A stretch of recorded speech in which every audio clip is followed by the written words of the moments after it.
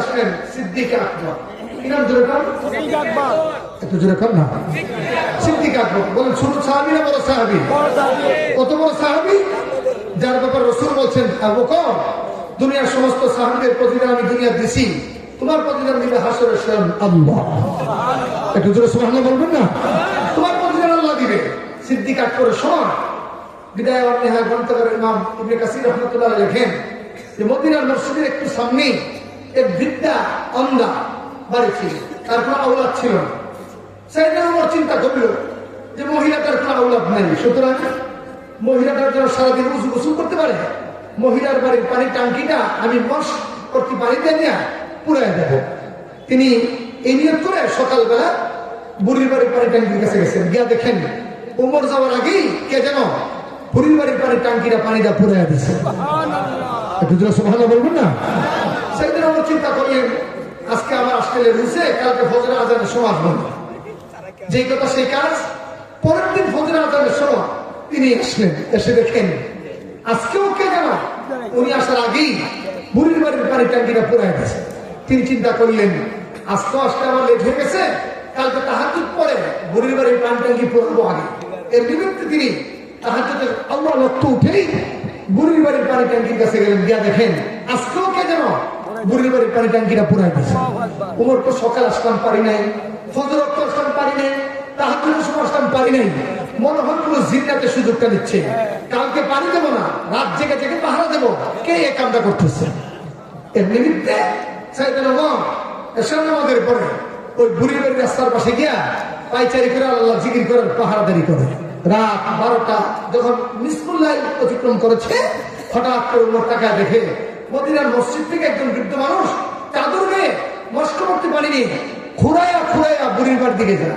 ওমর চিন্তা করলেন যেহেতু মানুষটা খুঁড়াইয়া খুঁড়াইয়া হাঁটে, আবার মদিনার মসজিদ থেকে বের হয়েছে, এটা জিন্নাত না, এটা মদিনার কোনো মানুষ। একটু জোরে সুবহানাল্লাহ বলবেন না? এটা মদিনার কোনো মানুষ।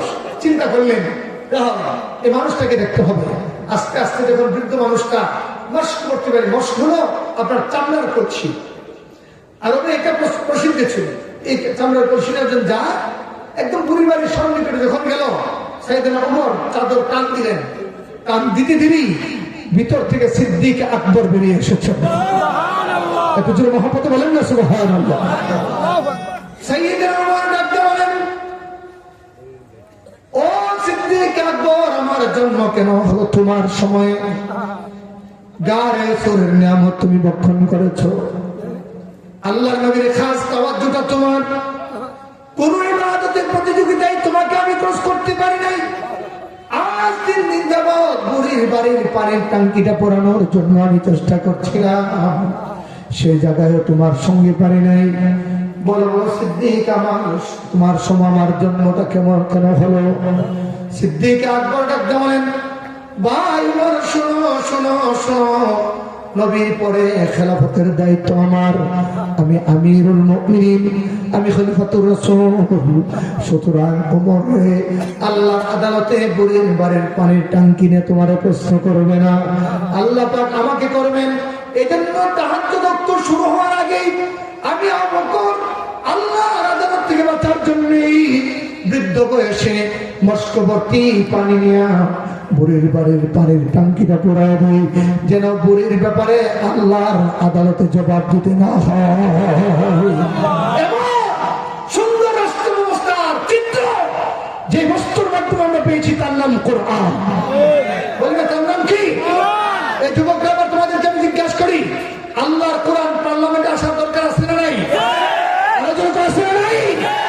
কোন তন্ত্রমন্ত্রে দেশে শান্তি আসবে না, এদেশে শান্তি আসবে কেবল আল্লাহর কোরআনের বিধানের মাধ্যমে, খেলাফতের মাধ্যমে শান্তি আসতে পারে। ইসলামী হুকুমত আর খেলাফতের মাধ্যমেই রাষ্ট্রের ভাগ্য পরিবর্তন হতে পারে। ছাত্রদের রক্তের বিনিময়ে অর্জিত, উলামায়ে কেরামের রক্তের বিনিময়ে অর্জিত সোনার বাংলাদেশের বিজয় প্রস্তাবিত হবে। যদি একটা জালিমের বিজয়ের পরে আরেকটা জালিম যদি আসে, তাহলে বিজয় প্রস্তাবিত হবে। সুতরাং আগামী রাষ্ট্র করতে হবে মিস্টার মাওলানার সমন্বিত প্রয়াসের মাধ্যমে। কথা বলেন ঠিক না? আওয়াজ করে বলেন। বিএনপির ভাইদের কিছু সংস্কার দরকার। আর ভাই কথা বলেন না কেন? বিগত 16 বছর এই দলের উপর জুলুম নির্যাতন কম হয় নাই। মোহাম্মতের কারণে দলটা টিকে আছে। আমরা চাই টিকে থাকুক। কেন? শহীদ প্রেসিডেন্ট জিয়াউর রহমানের চেতনায় ইসলাম লালন করত। কথা বলেন ঠিক কিনা? আওয়াজ করেন। বাকি দুর্নীতিবাজের পথগুলো বন্ধ করতে হলে এই খ্রিস্টানদের সাথে আলেমদেরকে লাগবে। সুতরাং আগামী রাষ্ট্র আলেমদের সাথে প্রমাণ করলে চলবে না। এই কথা আমি আপনাকে কেন বলি? এই আগস্টের 5ই আগস্টের বিজয়, 5ই মে ৭৭ বিজয় একসাথে গাথিত। একটু জোরে সুবহানাল্লাহ বলবেন না? দেখুন, উলামায়ে কেরাম বক্তব্য দিচ্ছেন নবীর ইজ্জতের জন্য। কত মে? বলেন না কেন? সনটা 2013। আল্লাহ তো আলেমদের রক্ত আর চোখের পানি, এটা আমি আল্লাহ ভেদা দেই না। আপনারা জানেন কি? আমি জেল থেকে প্রথম বের হয়ে বলছি, উলামায়ে কেরামের চোখ দিয়ে যে রক্ত অস্ত্র বের হতে আমি দেখেছি জেলখানায়। কোন জালেমের চোখের পানির উপর টিকতে পারবে না। আল্লাহ বিজয় দিয়েছেন কিনা? জোরে কর। একটু জোরে বলেন না, বিজয় দিয়েছেন কিনা? মোহতারাম হাজিরিন, উলামায়ে কেরাম আল্লাহ মুহাম্মদ শফি রাহমাতুল্লাহ আলাইহির নেতৃত্বে, যিনি এখানেও তাকরীর করে গেছেন, তার নেতৃত্বে নবীর ইজ্জতের জন্য গভীর রাতে বুকে রক্ত দিয়েছে। কত তারিখ? জোরে বলেন না। জোরে বলেন না। কয় তারিখ? মে মাসের 5 তারিখ রক্ত দিয়েছেন উলামায়ে কেরাম। হ্যাঁ, এই রক্তের বদলতে আল্লাহ তাআলা 5ই আগস্ট ছাত্রদের রক্তকে কবুল করে বিজয় দান করেছেন। সুতরাং এই বাংলাদেশের নতুন বিজয় আলেমদের রক্তকে উপেক্ষা করা, অপকৃত করা যাবে না। এই বিজয় উলামায়ে কেরামের রক্তের বদলতে আল্লাহ পাক দিয়েছেন। সুতরাং আগামী রাষ্ট্র এমনি এমনি ছেড়ে দিলে হবে না। আগামী রাষ্ট্র হবে কোরআনের রাষ্ট্র। রাজি আছো তোমরা? ইনশাআল্লাহ আগামী রাষ্ট্র হবে ইসলামের রাষ্ট্র। আল্লাহ তুমি এই দেশকে তুমি কবুল করো। একটু জোরে বলেন আমিন। আরো জোরে বলেন আমিন। কোরআনের খেলাফত আসলে রাষ্ট্রীয় সম্পদ নিজের বাবার সম্পদের মতো মনে হবে না। কেন? প্রত্যেকটা সম্পদের জন্য আল্লাহর আদালতে জবাব দিতে হবে। আরেকটু বলবো? ভাই কথা বলেন না কেন? আরেকটু শুনবেন নাকি? খেলাফতের মস্তদে উমর, খেলাফতের মস্তদে রাতের বেলা ঘুরে, আমি ঘুরে একা একা, কোন সিকিউরিটি নেই। বিগত দিন দেখছি চেয়ারম্যান সুদ্ধা সিকিউরিটি ছাড়া ঘুরতে পারে না। কথা বলেন না ঠিক কিনা? শেখ সাদী রহমাতুল্লাহ বলছেন, জনগণের জন্য কাজ করো, জনগণ তোমার পাহারাদারি করবে। জনগণের জন্য কাজ করো, কিন্তু জনগণের ভাগ্য নিয়ে যারা চিনিমিনি খেলে, জনগণ দেখলে তারা ভয় পায়। কথা বলেন ঠিক কিনা? সেইদিন আমার ঘরে হঠাৎ করে তাকায় দেখে এক ঘর থেকে মা এবং সন্তানদের কান্নার আওয়াজ আসতেছে। প্রসিদ্ধ ঘটনা, সবাই জানেন। শুধু খেলাফতের রূপকটা অর্থটা বোঝানোর জন্য বলছি। সাইয়েদনা ওমর তাকায় দেখেন একজন মা পাত্রের মধ্যে পানি দিয়া পাথর রান্না করতেছেন, আর সন্তানগুলোকে ডাকতে বলতেছেন, সন্তানরা অপেক্ষা করো, তোমাদের জন্য খাবার রেডি হচ্ছে। ওমর রাদিয়াল্লাহু তাআলা দরজা কিনে ভিতরে ঢুকলেন। ডাকতে বলল, মহিলা মা শোনো, কেন তুমি বাচ্চাদের সঙ্গে এই তামাশা করছো? তোমার তো কোনো খাবার নাই, পাথর সিদ্ধ করতেছ। মহিলা কান্দে আর ডাকতে বলেন, কি করব, বাচ্চাদেরকে খাবার দেওয়ার মতো খাবার আমার ঘরে বাকি নাই। ডাকতে বলে, মা তুমি কি উমরের কাছে খবর পৌঁছাও নাই? কেমনে যাবো, কিভাবে যাবো উমরের কাছে?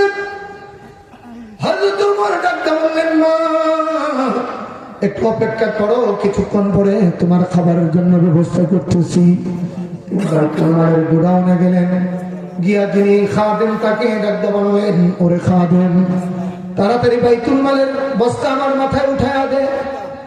শুধু সামান গুলো সাইয়েদনা ওমর ওই মহিলার ঘর পর্যন্ত পৌঁছলেন। কিছু আটা নিয়ে খামির তৈরি করলেন, নিজের হাতে রুটি বানানো শুরু করলেন। মহিলা ডাকতে বলেন, আপনি খাবার এনেছেন, দ্যাটস এনাফ, আর কিছু করতে হবে না। ওমর যেন এই কথা মনে মনে বলতে চায়, গো মা তোমার ঘরে খাবার নাই, এর জন্য তো আল্লাহর আদালতে আমাকে জবাব দিতে হবে। আমাকে একটু কাজ করে আমাকে একটু আল্লাহর আদালত থেকে বাঁচার পথ দাও, ব্যবস্থা করে দাও। হযরত ওমর নিজের হাতে রান্না করে বাচ্চাগুলোর ক্ষুধা নিবারণ করে কিছু টাকা দিয়া বিদায় নেওয়ার সময় ডাকতে বলেন, ওগো বুড়িমা কালকা খলিফার দরবারে যাইবা, আমার জন্য খলিফার কাছে সুপারিশ করবা। মহিলা মনে করে ভাবে, আল্লাহ ওমরকে খলিফা না বানায় তোমার বেলায় নেবা হইতো। পরের দিন মহিলা গিয়ে দেখে খেলাফতের মসনদে তিনি গত রাত্রে আটা খামির করে নাস্তা তৈরি করেছেন যিনি। এই হচ্ছে ইসলামী যে খেলাফত, আল্লাহ মুমিনকে হাদিয়া স্বরূপ দান করে। এই খেলাফতের একটি নমুনা দেখেন, খলিফাদের খেলাফতের মূল সময় ছিল 4 খলিফা, আবু বকর, ওমর, ওসমান, আলী। বয়সটা ছিল 30 বছর। বয়সটা ছিল কয় বছর? একটু জোরে বলেন না, কয় বছর? 30 বছর বয়স। এই খেলাফতের এই সোনালী যুগ, রাসূল তার হাদিসে বলেছেন খায়রুল কুরুনি কারনি, সর্বোত্তম যুগ আমার যুগ। কারনি বলেছেন আমার যুগ। আমার যুগ বলতে রাসূল বলেছেন আবু বকর, ওমর, ওসমান, আলী রাদিয়াল্লাহু তাআলা আনহুম। এই 4 খলিফার যুগ মানে আমার নবীর যুগ।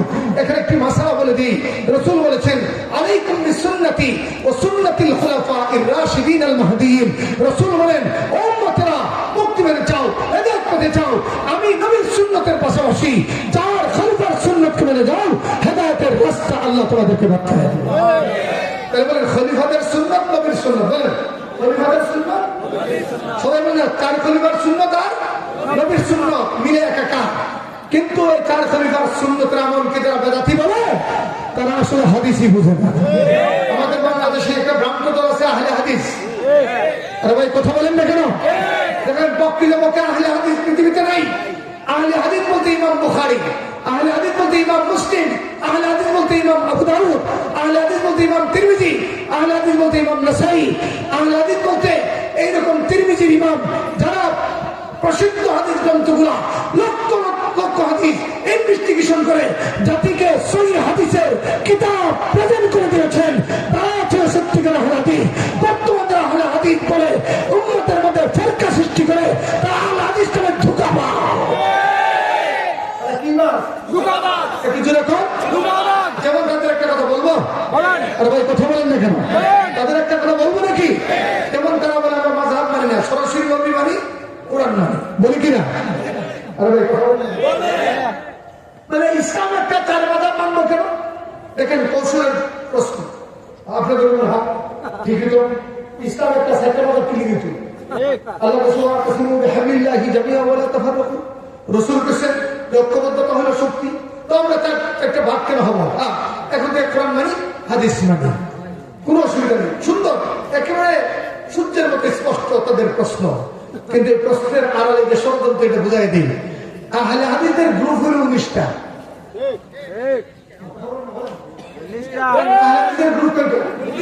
গতকাল আমার প্রোগ্রাম ছিল রাজশাহীতে। রাজশাহী ইউনিভার্সিটির প্রফেসর আসাদুল্লাহ গালিব একটার চেয়ারম্যান, আরেকটার চেয়ারম্যান মুফতি আব্দুর রউফ, তারপরে হলো আপনার ইয়াতে যশোর একটা চেয়ারম্যান হলো রাজ্জাক বিন ইউসুফ। এইভাবে এক একটা নাম, তাদের গ্রুপ হচ্ছে 19টি। আহলে হাদিসের নামে দল হলো 19টা, আর মাযহাব মাত্র 6টা। বুঝলেন না? বলেন আহলে হাদিসের দল কয়টা? 19টা। মাযহাব কয়টা? এখন মাযহাব ইসলাম একটা মাযহাব কেন বলবো? আর ভাই কথা বলেন না, বলবো নাকি? জবাবটা শুনেন। প্রত্যেকটা উম্মতের জন্য নবীর সব আমল গ্রহণ করা এবং বিশ্বাস করা, এটা ঈমানের দাবি। দেখেন আল্লাহ নবীর জিন্দেগীর হুবহু আমল কেউ করতে পারবেন না। কেন? একই আমল রাসূল ভিন্ন ভিন্ন ঢঙ্গে করেছেন। আমরা যারা উলামায়ে আহলে হানাফ, হানাফি মাযহাব যারা মানি, এই কথা আমরা মনে করি ইমাম আবু হানিফার মাসআলা যেমন সত্য, মাসলাক যেমন সত্য, বাকি 3 ইমামের মাসলাকও সত্য। আর ভাই কথা বলেন না কেন? ঠিক না? আমরা যেমন মুসলমান, তারাও মুসলমান, বাকি তারা ইমাম শাফিঈর ব্যাখ্যা মানে, আমরা ইমাম আবু হানিফার ব্যাখ্যা মানে। কিন্তু এই 4টা মাযহাব কেন হয়? দেখেন একই আমল রাসূল ভিন্ন ভিন্ন ঢঙ্গে করছেন। এর মধ্যে একটা এক্সাম্পল দিই। আপনি এই যে নামাজের সময় হাত ধরেন, আল্লাহু আকবার করে হাত না বাঁধেন, আমরা হাত নাই কানের লক্ষ্য পর্যন্ত। ভাই কথা বলেন না কেন? এটার একটা হাদিস আছে গলা, আর একটা হাদিস পুট পর্যন্ত। এই ব্যাপার হাদিস 3টা। আবার আপনি যদি হাত বাঁধার হাদিস আছে, একটা হাদিস, তাহার একটা হাদিস, আবার হাত ছাড়া দেওয়ার হাদিস আছে। এই ব্যাপার হাদিস পাওয়া যায় 3টা। মানুষ আপনি একজন, হাত দুইটা, একটা বুকে বাঁধলেন হাদিস নিয়ে, আর একটা নাবি নিচে বাঁধলেন, তো সাইরা হাদিসটা কেমনে বাঁধলেন? তার মানে নবীর জীবনের হুবহু জিন্দেগি কেউ আমল করতে পারবে না, কোনো না কোনো আমল বাকি থেকে যাবে। এজন্য মাযহাবের ইমামগণ এক একজন এক একটা আমল প্রণয়ন করে তার সমক্ষ দলিল দিয়ে আল্লাহ নবীর জিন্দেগির সমস্ত আমলকে উম্মতের মাধ্যমে ঢুকাইয়া যার মাযহাবের মাধ্যমে পুরো বিশ্বকে ঐক্যবদ্ধ করেছেন। যার মাযহাবের মাধ্যমে বিশ্ব ঐক্যবদ্ধ, নতুন করে আহলে হাদিস দিয়ে আরেকটা ফতনা ফরকা বের করে এটা আরেকটা মাযহাব তৈরি করলেন, যার গ্রুপ হলো গোষ্ঠী। এরকম ভাউতাবাজি করে এই দেশের সত্য ধর্ম ইসলামের সুবিশাল এই নিয়ম রেজুলেশনকে হাজার হাজার বছর যাবৎ চলতে আসা এই নিয়মকে ভাঙতে পারবেন না। কারণ আপনারা হচ্ছেন এই দিনের মানুষ, আর ইমাম আবু হানিফা হচ্ছে সাহাবাদের জমানার মানুষ। বলেন আপনারা এই জমানার মানুষ, তারা কোন জমানার মানুষ? এই জমানার মানুষ। ব্রিটিশ সময় তাদের উৎপত্তি, আর আমরা মানে নবীর সাহাবাদেরকে যিনি দেখছেন তাকে, এও তার মস্তক মানি না, তার ব্যাখ্যা মানি। ঠিক কিনা শুনে কাম? এরপরও ব্যক্তি আবু হানিফা আমরা মানি না। আবু হানিফা রাহমাতুল্লাহ আলাইহি এই নিয়ম ব্যক্তিগতভাবে যে ফুকাহাগণ ছিলেন, তারা কোরআন সুন্নাহর দৃষ্টিভঙ্গি থেকে যে মাসআলা দিয়ে গেছেন সেগুলোর উপর আমরা ঐক্যবদ্ধ। নতুন ফিরকা কায়েম করে এদেশের মুসলিম তাওহীদ জনতার ঐক্যকে বিনষ্ট করা যাবে না। কথা বলেন ঠিক কিনা শুনে কাম? আহলে হাদিসদের মুখোশ উন্মোচন, এটা যদি আপনারা জানতে চান তো আল্লামা ওলিপুরি দামাত বরকাতুল্লাহ আলিয়া এই লেকচারগুলো বেশি বেশি করে শুনবেন। তিনি বাংলাদেশে প্রথম এই ফতনার বিরুদ্ধে মুখ খুলছেন। কারণ কি? তাদের হাদিস পড়ার পাশে একটা ষড়যন্ত্র ছিল, সেটা হচ্ছে মানুষের সেন্টিমেন্টকে আল্লাহর দ্বীন কায়েম এবং জিহাদ ফি সাবিলিল্লাহ থেকে ঘুরাইয়া মুস্তাহাব আমল ফিরকা ঢুকায় দেওয়া। যেমন দেখেন হাত বাঁধা, এটা মুস্তাহাব আমল। আমি জুড়ে বলা আসতে বলা, এটা আরে ভাই কথা বলেন না কেন? আমরা মুস্তাহাব আমল করি, কিন্তু আমিনটা না বললে নামাজ হবে না, এটা কোন ফুকাহা বলেন নাই। কথা বলেন না কেন? কোন কোন মাযহাব বলছে আমিন শুনে আমরা আস্তে একটা নিচ্ছি। কেন? আমিন হচ্ছে দোয়া, দোয়া আসতেই আল্লাহর কাছে মকবুল হয় বেশি। কথা বলেন ঠিক কিনা? ও যারা ইমাম শাফি মেনে আমাদের হাম্বলের আমিন জুড়ে কর, আমাদের তো আপত্তি এখানে নাই, কিন্তু আজকে আমিনের মধ্যে ফতোয়া আনতি করলে তোমাদেরকে ছাড় দেওয়া হবে না। কথা বলেন ঠিক কিনা? বলেন ভালো করে বলি, এই মুসলিম উম্মাহ হাজার বছর ব্যাপীকাল চলতে আসা ঐক্যবদ্ধতা, এই মানদণ্ডের উপরে যারা হাদিস মানি বলে ফিরকা কায়েম করে মুস্তাহাব নিয়ে ইখতিলাফ তৈরি করতেছে, তাদেরকে চিহ্নিত করে বয়কট করতে হবে। কথা বলে ঠিক কিনা শুনে খান? রাসূল দেখেন রাজ্জাক বিন ইউসুফের একজন জিগা যে হযরত উসমানের জমানায় আযান দুইটা হয়েছে, জুমার আযান। আগে ছিল কয়টা? রাসূলের জমানায় কয়টা ছিল? হযরতে আবু বকরের জমানায় একটা, ওমরের জমানায় একটা, দুইটা হয়েছে কার জমানায়? উসমানের জমানায়। তারা জিজ্ঞেস করলো এটা কি বেদা? ও হ্যাঁ বেদা। বলবেন না? অথচ উসমান খলিফা, বলেন উসমান কি খলিফা? সবাই বলেন না উসমান কি খলিফার সুন্নাত নবীর সুন্নাত। বলেন খলিফার সুন্নাত নবীর সুন্নাত। সবাই বলেন না খলিফার সুন্নাত। এটা কি আমাদের কথা না সব নবীর কথা? আর আজ পর্যন্ত হাদিসটারে কেউ জাল বলতে পারে নাই, এটা সহিহ সূত্রে বর্ণিত। আলাইকুম বিসুন্নতি ওয়া সুন্নাতিল খুলাফায়ে রাশিদিন আল মাহদিয়িন। আপনি গোটা পৃথিবীর খেলাফতের রাজ্যে যদি আপনি ইনভেস্টিগেশন করেন, সমস্ত ইজমের তৈরি করার মতবাদ যদি আপনি দেখেন, আপনি পুঁজিবাদ দেখেন, গণতন্ত্র দেখেন, এর আগে আপনার যত তন্ত্রমন্ত্র মতবাদ আছে সমস্ত মন্ত্রের বিরুদ্ধে আপনি ঘন্টার পর ঘন্টার না মাসের পর মাস দেখতে পারবেন তাদের জুলুমের শোষণের হাতিয়ার বর্তমান গণতন্ত্র, যার মাধ্যমে পুরো বিশ্বকে শোষণ করে যাচ্ছে, যার মাধ্যমে যার আইনের ভাগপুকুরের মাধ্যমে 1 বছর যাবৎ ফিলিস্তিনের বুকে হামলা চালিয়ে রাষ্ট্রটিকে পুতুল নগরীতে পরিণত করেছে, লক্ষ জনতাকে এই পর্যন্ত শহীদ করে দিচ্ছে, আল্লাহর ঘর মসজিদ আকসাকে দখল করার তারা ষড়যন্ত্র চালাচ্ছে। কিন্তু এই গণতন্ত্রের উপমার মাধ্যমে তারা এই হামলাগুলো চালিয়ে যাচ্ছে। আল্লাহর কসম, যদি ইসলামী খেলাফত দিয়ে থাকতো, একটা মুসলমানের গায়ে রক্ত জুতোর কথা বিজাতির রক্ত দোষী ছাড়া বের করা যেত না। যেমন একটা ঘটনা বলবো, হযরত ওমরের জমানায় মিশরের গভর্নর হচ্ছে হযরত আমর ইবনে আস রাদিয়াল্লাহু তাআলা। মিশরের একজন সংখ্যালঘু, তিনি সাইয়্যিদুনা ওমরের মদিনার খেলাফতের মসজিদের সামনে এসে ডাকতে বললেন, ইয়া আমিরাল মুমিনিন, আপনি মুসলিম জাহানের খলিফা, আপনি যাই গভর্নর পাঠিয়েছেন, গভর্নরের সন্তান বিনা কারণে আমার উপর জুলুম করে আমাকে প্রত্যাঘাত করে, হয়তো তোমার নোটিশ পাঠাইয়া গভর্নর আমর ইবনুল আস এবং তার সন্তানকে মদিনায় ডাকলেন, সংখ্যালঘুকে মদিনায় আশ্রয় দিলেন। আসার পরে আমর ইবনুল আস ডাকতে বলেন, এই তোমার ছেলে কোথায়, এখানে নিয়ে আসো। জিজ্ঞাসা করলো এই সংখ্যালঘুরে চিনো? হ্যাঁ চিনি। ভালো করে তাকান, আমার দিকে তাকান, আমার শেষের দিকে। চিনো ওকে? হ্যাঁ চিনি। তুমি নাকি তাকে প্রহার করো? উমরের আদালত যেমন আদালত, যে আদালতে মিথ্যা বলার সুযোগ নেই। একটু জোরে সুবহানাল্লাহ বলবেন না? মস্তক অবনত করে দায়ভার স্বীকার করলেন, হ্যাঁ আমি তার উপর জুলুম করছি। ওমর তাবুক উঠাইয়া দিলেন সংখ্যালঘুর হাতে, বলল তোমাকে যতটা প্রহার করেছে এতটা প্রহার তুমি গভর্নরের ছেলের পিঠে চাও। বলবেন না? এতটা প্রহার তুমি এই গভর্নরের সন্তানের বুকে চালাও। মহতারাম হাজিরিন, চালাই না বলছে তুমি বিচার পয়সা পাইছি। ওমর লাঠি নিয়ে বললো, আমার আর যদি ভাবদার তোমার গভর্নরের ক্ষমতার ছত্র ছায়ায় তোমার সন্তান যদি সংখ্যালঘু কিংবা কোনো নাগরিক উপর জুলুম করে, আমার পিঠের যেমন শুধু তোমার সন্তান না, তোমার পিঠেও চলবে। একটা দৃষ্টান্ত বলবো। হযরত ওমর ইবনে আস রাদিয়াল্লাহু তাআলা আনহু তিনি যখন মদিনায় যান, তিনি যখন মিশরে যান, মিশরে ছিল খ্রিস্টানদের আধিক্যতা। ওই রাষ্ট্রের মধ্যে একটা প্রথা ছিল, কয়েক বছর পর পর নীল নদের পানি শুকায় যাইত। শুকায় গেলে ফসল উৎপাদন হতো না। ওই সময় তার নদীর পানি আনার জন্য একটা অভিনব কৌশল করত। একজন সুন্দরী সুরুষী তরুণী যুবতীকে মার্চ করে আপনার বহন করে মিছিল করে করে নিয়ে যাইতেন। নদীর মধ্যে বলি দিয়া তার রক্ত দিয়া নদীরে খুশি করতেন। তারপরে পানি আসতো। আমর ইবনুল আস রাদিয়াল্লাহু তাআলা আনহু তাকায়া দেখে খ্রিস্টানরা একজন মেয়েকে সাজাইয়া সাজুগুজু করে রথযাত্রা করে নদীর দিকে নিয়ে যাচ্ছেন। গভর্নর ডাকতে বলেন, কে গে তোমরা, কি তোমাদের পরিচয়, মেয়েটার পরিচয় কি?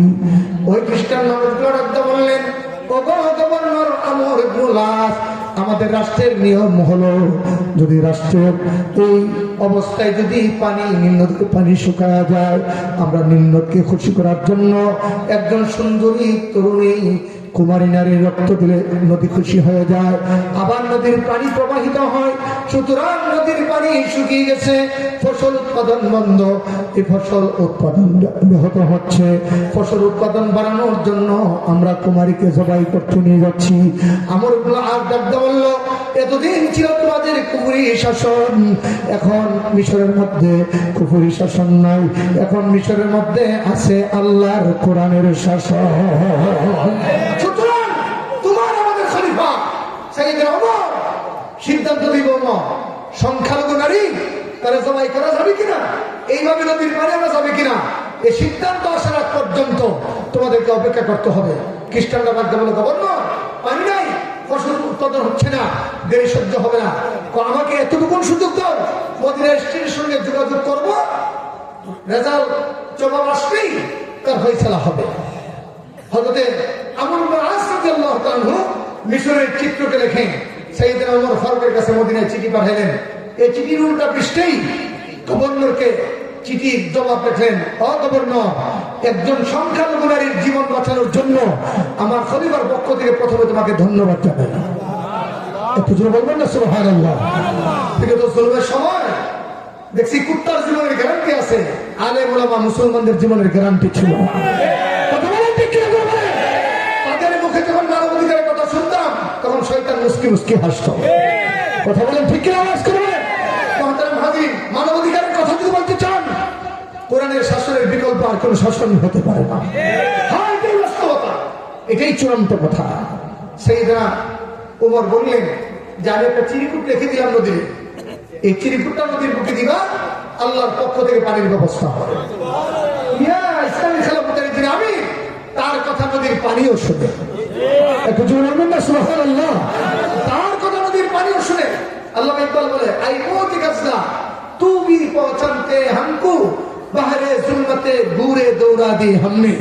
ও গাছলা নদীর পানি, তুমি আমরা মুসলমানকে চিনো। যখন আফ্রিকার রাজা বাদশা এই নদীর সমস্ত পারাপারের উপকরণগুলো বন্ধ করে দিল, জাহাজ লজিস্টিক স্টিমারগুলো বন্ধ করে দিল।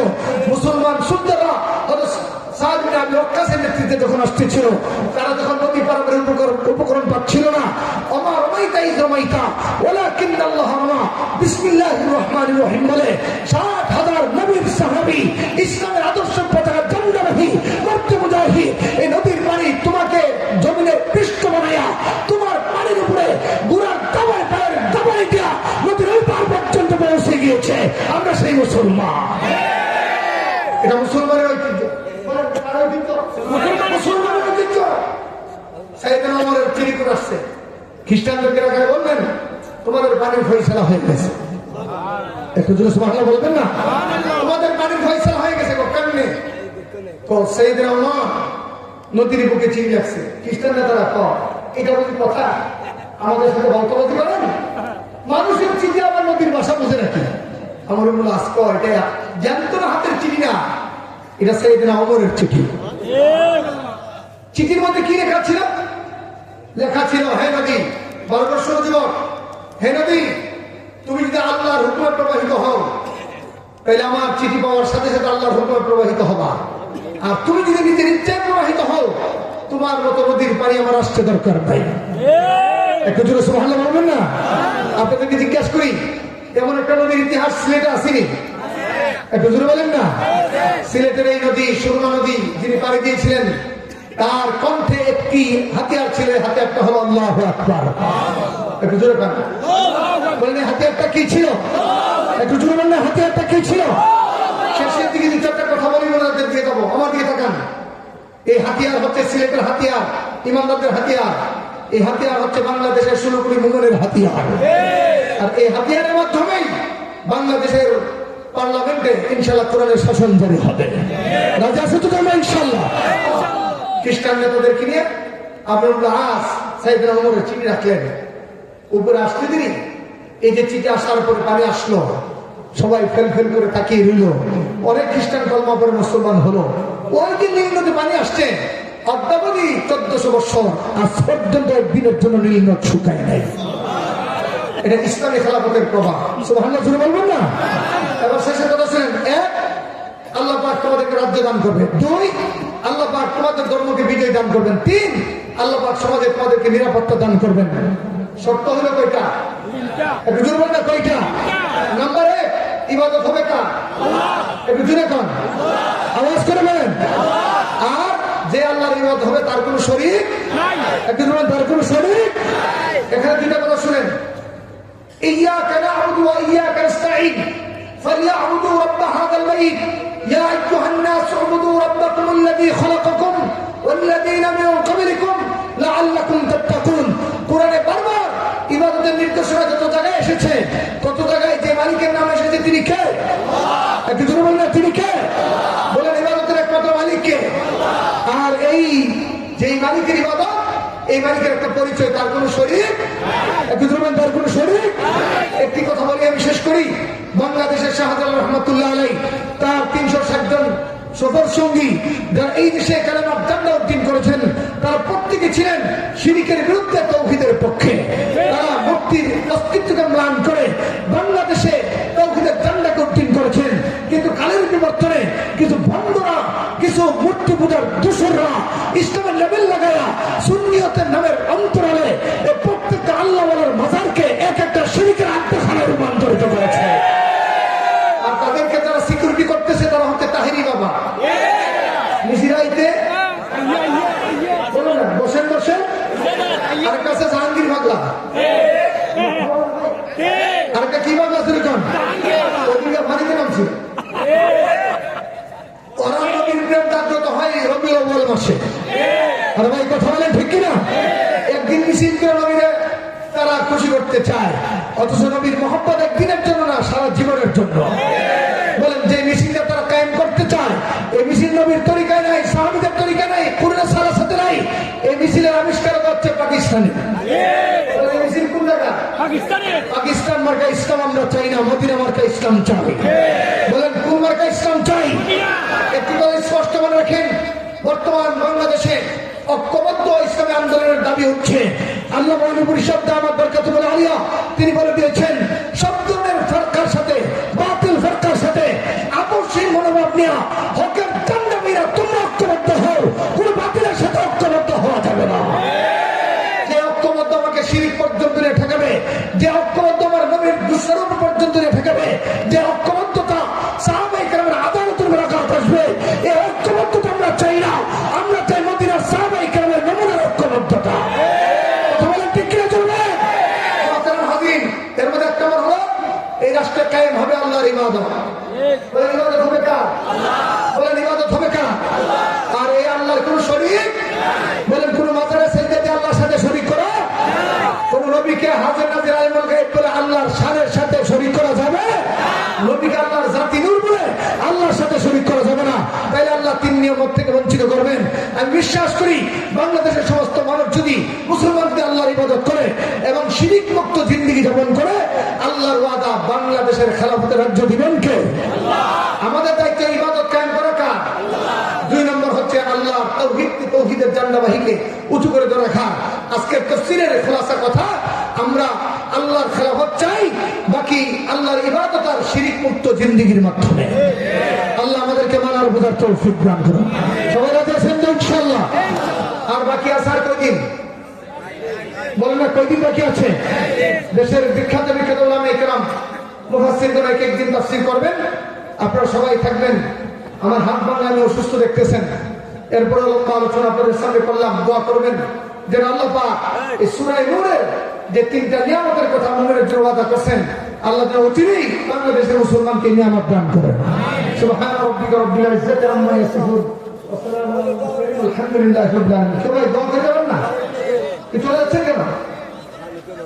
একটু বসেন, স্টেপ করে পড়েন, স্টেপ করে পড়েন। আস্তাগফিরুল্লাহাল লাযী লা ইলাহা ইল্লা হুয়াল হাইয়ুল কাইয়্যুম ওয়া আতুবু ইলাইহি লা হাওলা ওয়া লা কুওয়াতা ইল্লা বিল্লাহিল আলিয়্যিল আযীম।